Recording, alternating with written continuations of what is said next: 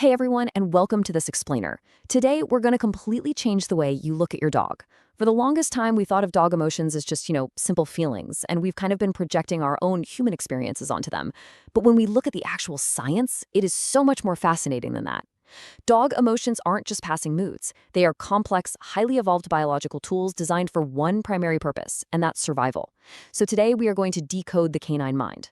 We're going to look at how dogs process the world, how they communicate their inner state, and what's literally happening inside their heads when they react to the environment around them.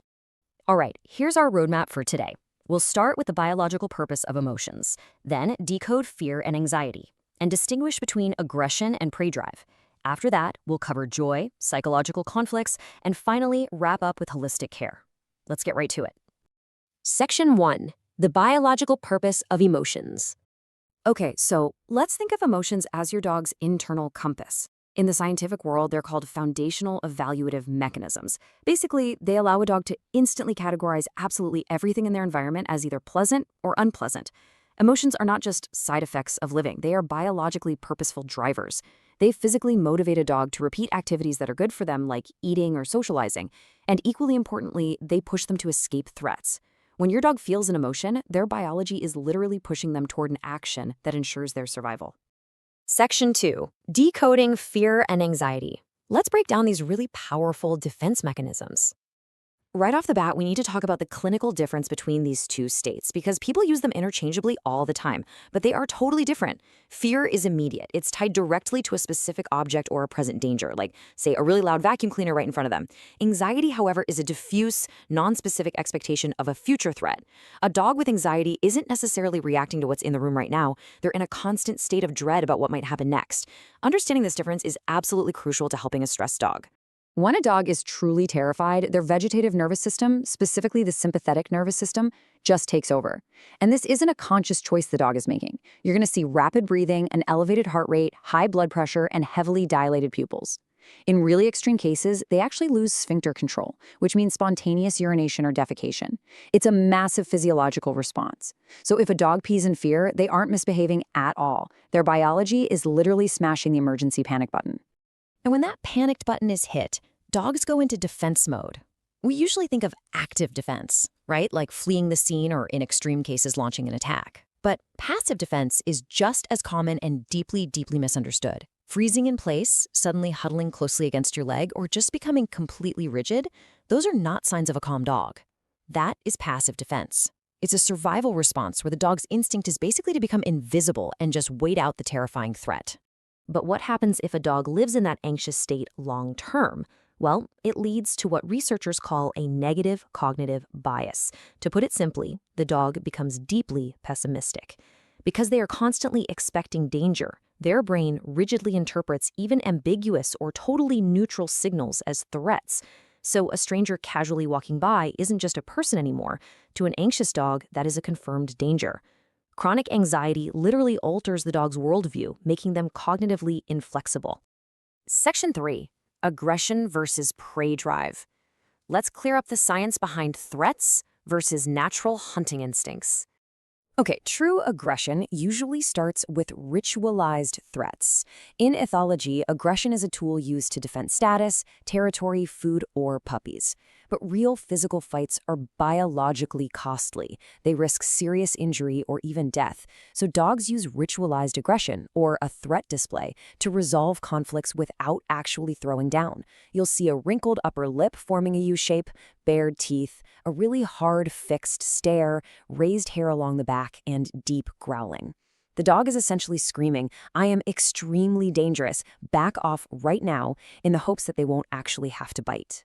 Now, to the untrained eye, aggression and prey drive might look kind of similar, but biologically, they are worlds apart.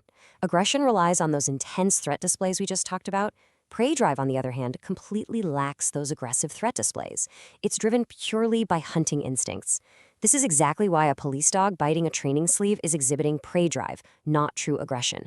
They aren't angry at the trainer, and they aren't defending territory. They are engaging in a highly stimulated game of capturing prey, which is why you don't see the wrinkled lips and defensive posturing. But even when true aggression does spark up, nature actually has these amazing built-in safety switches. Dogs possess innate inhibitions against aggression to prevent unnecessary bloodshed within their own species. For example, youth signals act as a powerful block. Adult dogs very rarely attack young puppies. There's also a general biological respect for females, and most importantly, we have submission gestures. When a dog rolls on its back and exposes its vulnerable belly, that's an innate signal designed to immediately stop an attacker. It is a biological safeguard to literally turn off the opponent's aggression. Section 4. Joy and canine affection. Let's move on to the more pleasant emotions. Let's look at what builds the picture of a truly happy dog. Joy is the most prominent pleasant emotion, and it comes with very specific physical signs. You'll see a deeply relaxed posture, a fluidly wagging tail, and what we all know as the classic canine smile. The corners of the lips are drawn back, the mouth is open, and the facial muscles are just super soft. You might also spot active submission signals like gentle lip licking, whining, or those exaggerated, bouncy movements when they greet you. This is their biology actively rewarding them for positive social interactions. Now, we humans absolutely love to say our dogs love us, but science actually prefers a different term, and that is affection.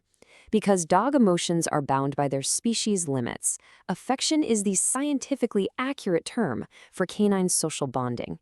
It's the direct biological counterpart to aggression. Where aggression disrupts and breaks social bonds, affection builds and strengthens those ties.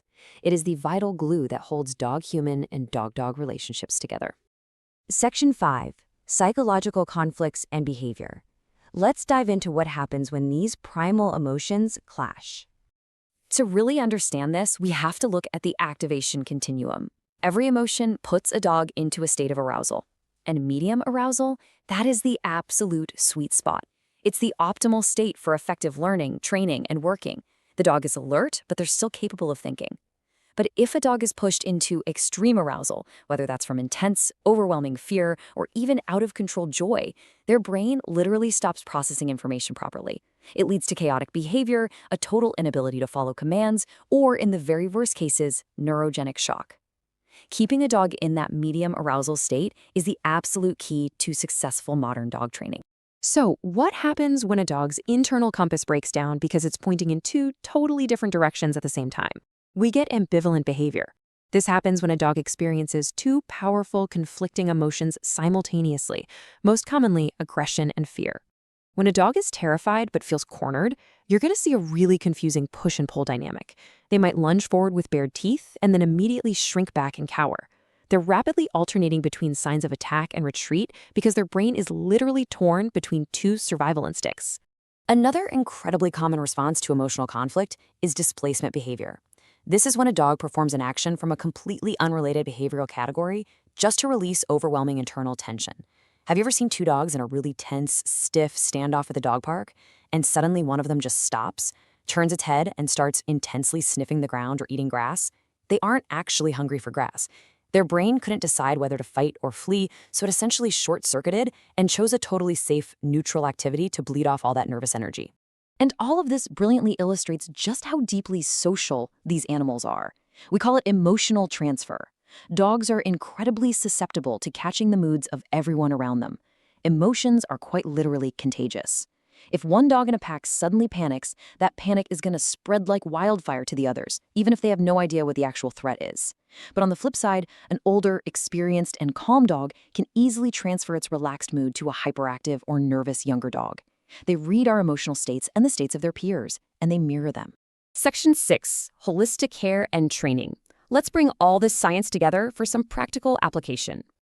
As we wrap this up, we really have to remember that a dog's baseline emotional health, their psychological constitution, is baked in long before they ever face a stressful situation with us. Their emotional stability is a massive, complex mix. Part of it is hardwired inherited genetics. But the other huge part is early life experiences. A puppy raised in isolation without proper socialization is going to have a fundamentally different and usually much more fragile emotional baseline than a well-socialized pup. So when we train, we aren't just training the dog right in front of us. We are working with their entire genetic and historical emotional makeup. And that brings us to the core philosophy of modern canine care. By decoding these biological signals, we transition from just reacting to a dog's behavior to actually understanding the deep internal drivers behind it. Every growl, every wag, every frozen posture is an attempt to communicate an internal state of survival, fear, or affection. When we learn to read these signs accurately, we become vastly more compassionate caretakers, fully capable of profoundly improving our dog's psychological well-being. The canine mind is constantly speaking to us, and we just have to be willing to truly observe and listen to the language of their biology.